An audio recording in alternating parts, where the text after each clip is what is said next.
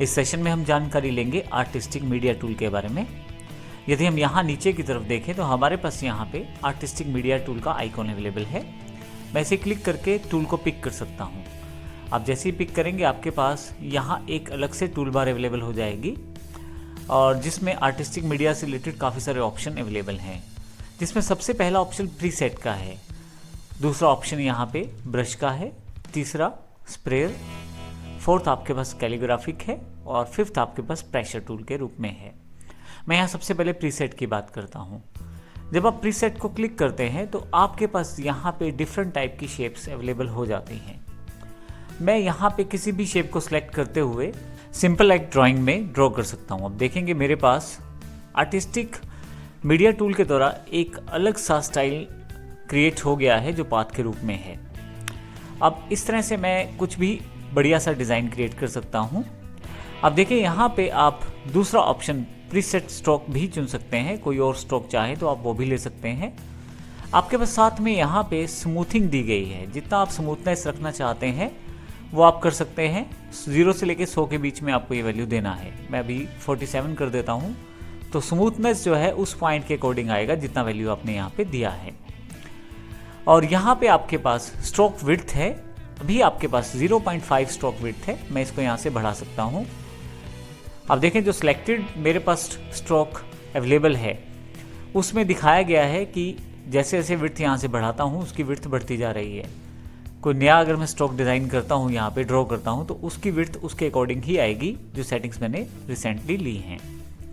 जब आप किसी स्ट्रोक को ड्रॉ कर लेते हैं, अर्थात किसी स्टाइल को ड्रॉ कर लेते हैं आप यहाँ पे प्रीसेट मोड के रूप में, तो आप यहाँ पे स्केल स्ट्रोक विद ऑब्जेक्ट कर सकते हैं। आप अगर मैं ग्रिप से इसकी हाइट को बढ़ाऊं और यहाँ से विड्थ को बढ़ाऊं और यहाँ से मैं क्लिक करूं स्केल स्ट्रोक विद ऑब्जेक्ट, तो आप देखेंगे साइज को ऑब्जेक्ट के अकॉर्डिंग ट्राई किया जा रहा है एक जैसा करने का। इसके अतिरिक्त यदि आप ऐसी ग्रिप्स को चाहते हैं तो नॉर्मली ये डिफ़ॉल्ट रहती हैं आपके पास किसी भी शेप में, लेकिन यदि आप नहीं चाहते तो यहाँ से बाउंडिंग बॉक्स को ऑफ भी कर सकते हैं। अब आप कुछ भी ड्रॉ करेंगे तो बाउंडिंग बॉक्स साथ में नहीं आएगा। यदि फिर से चाहते हैं तो इसे ऑफ कर दीजिए, आपके पास बाउंडिंग बॉक्स फिर से अवेलेबल हो जाएगा। ये हमने बिल्कुल बेसिक बात की है जिसमें हम आसानी से आर्टिस्टिक मीडिया टूल के द्वारा कुछ प्री सेट्स के द्वारा कुछ ड्रॉ कर सकते हैं, कुछ डिज़ाइन बना सकते हैं। मैं यहाँ कलर भी सेट कर सकता हूँ। आप देखें यहाँ पे कलर, यदि मैं क्लिक कर दूँ कलर को, यहाँ पे लेफ़्ट कलर यूज़ कीजिएगा और लेफ़्ट कलर के साथ ड्रॉ करते ही आपके पास वो कलर डिफाइन हो जाएगा जो कलर आप चाहते हैं। तो आप अलग अलग तरह के कलर्स कम्बिनेशन के साथ बढ़िया से बढ़िया डिज़ाइन यहाँ पे क्रिएट कर सकते हैं। ये हमारा सबसे पहले बेसिक पार्ट है जिसको हमने कवर किया है सबसे पहले इस सेक्शन में।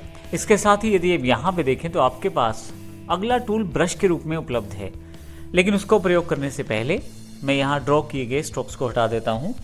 इसके लिए कंट्रोल ए से सिलेक्ट कर लेता हूँ सबको, डिलीट प्रेस कर देता हूँ। अब हम फिर से वापस चलते हैं आर्टिस्टिक मीडिया टूल पे, क्लिक करता हूँ इसे और यहाँ से मैं ब्रश को सिलेक्ट कर लेता हूँ। जैसे आप ब्रश को सिलेक्ट करते हैं आपके पास यहाँ पे ऑप्शंस बदल जाते हैं। सबसे पहला ऑप्शन यहाँ पे डिफरेंट टाइप की कैटेगरी चूज़ करने से है। आप किसी भी मीडिया टूल के लिए डिफरेंट टाइप का कैटेगरी चूज़ कर सकते हैं।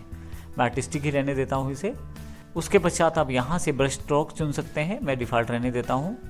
आप चाहें तो इसे हम सेव भी कर सकते हैं यदि हम कुछ कस्टमाइज डिफाइन करते हैं, लेकिन अभी इसकी बात नहीं करते। उसके पश्चात फिर से स्मूथिंग है और आपके पास उसका स्ट्रोक विड्थ है। तो आइए सबसे पहले मैं यहाँ डिज़ाइन करता हूँ। तो आप देखेंगे आर्टिस्टिक मीडिया के अकॉर्डिंग यहाँ पे जो मैंने ब्रश लिया है उसके अकॉर्डिंग यहाँ पे ड्रॉ किया जा रहा है। इसके अतिरिक्त नेक्स्ट हमारे पास स्प्रेयर है। स्प्रेयर में आप यहाँ से डिफरेंट टाइप की कैटेगरी चूज़ कर सकते हैं। फिर से जैसे ब्रश स्ट्रोक्स हैं, ब्रश स्ट्रोक्स आपके पास यहाँ अवेलेबल हैं। जैसे मैं यहाँ से इस चुन लेता हूँ इसको और थोड़ा सा ऊपर जाता हूँ और यहाँ पे बनाता हूँ, तो आप देखेंगे ब्रश स्ट्रोक्स यहाँ पे अवेलेबल हो गए हैं। मैं यहाँ से डिफरेंट टाइप के ब्रश स्ट्रोक्स चुन सकता हूँ। देखें कुछ इस तरह से। अगर आपने पहले से सिलेक्टेड कोई ब्रश स्ट्रोक उठाया हुआ है और दूसरा सिलेक्ट करेंगे तो पिछले वाला हट जाएगा, उसकी जगह नए वाला आ जाएगा। और यदि आप यहाँ पे नया चाहते हैं तो नया ड्रॉ कर सकते हैं साथ में। मैं यहाँ से कोई भी चुन लेता हूँ अलग से, क्योंकि मेरे पास सिलेक्टेड है तो उस पर अप्लाई हो जाएगा। लेकिन साथ ही अगर मैं कुछ नया ड्रॉ करता हूँ तो वो भी यहाँ पे आ जाएगा। इसके साथ आपके पास यहाँ से डिफरेंट टाइप की कैटेगरीज और भी अवेलेबल हैं। जैसे मैं फूड चुन लेता हूँ तो यहाँ फूड आइटम्स कुछ डिफाइन की गई हैं कुछ इस तरह से। इसी तरह से यदि मैं म्यूज़िक चुन लेता हूँ तो कुछ म्यूज़िक से रिलेटेड यहाँ पे स्प्रे पैटर्न आपको मिल जाएंगे। तो आप डिफरेंट टाइप के डिज़ाइनिंग में इन चीज़ों का प्रयोग कर सकते हैं ताकि आप आसानी से बढ़िया डिज़ाइन क्रिएट कर पाएँ, और इस तरह से आप आसानी से इन चीज़ों का प्रयोग कर सकते हैं। और इस तरह से मैं यदि नेक्स्ट पे आऊँ तो कैलीग्राफिक मेरे पास कर्व डिज़ाइन है, मैं क्लिक कर देता हूँ। यहाँ यदि आप देखें तो अगर मैं यहाँ ड्रॉ करना शुरू करूँ तो कैलीग्राफिक स्टाइल से मेरे पास ये ऑप्शन अवेलेबल हो जाएगा। बाकी सेटिंग्स बिल्कुल वैसी हैं जैसे हमने पहले डिस्कस की हैं। फाइनली प्रेशर है, यदि आप टैबलेट या टच डिवाइसेस पे काम करते हैं तो प्रेशर का इस्तेमाल कर सकते हैं।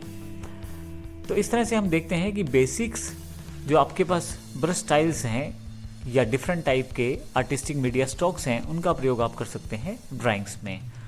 तो इस प्रकार से हम नेक्स्ट सेशन में देखेंगे एडवांस प्रोसेस में किस तरह से और चीज़ों को बेहतरी से समझा जा सकता है आर्टिस्टिक मीडिया टूल के रूप में।